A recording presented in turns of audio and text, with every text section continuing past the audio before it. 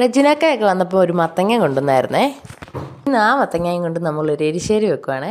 വയറരിച്ച് മത്തങ്ങയും ഉപ്പും മഞ്ഞളും കൂടി വേവിക്കാൻ വെച്ചു. അതിനകത്തേക്ക് 1/2 ടീസ്പൂൺ ജീരകം, 5 വറ്റൽമുളക്, 2 അല്ലി വെളുത്തുള്ളി, 4 കുഞ്ഞുള്ളി, അങ്ങനെ മഞ്ഞൾ ഒക്കെ ചേർത്ത് അരച്ച് വെച്ചേക്കുന്നതാണ്.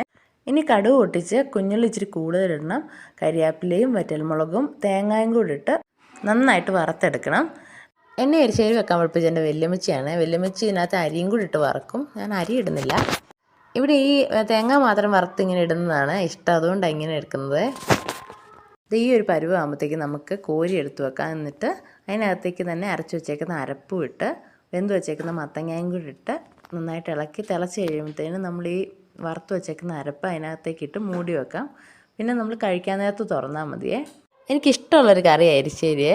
എരിശ്ശേരിക്കകത്ത് ഇങ്ങനെ ഈ വറുത്തിടുന്നതിന് ഏറ്റവും വലിയ ടേസ്റ്റ്. നിങ്ങൾ ഇങ്ങനൊന്നും ഉണ്ടാക്കി നോക്കിയിട്ട് അഭിപ്രായം പറയണേ. ഇഷ്ടപ്പെട്ട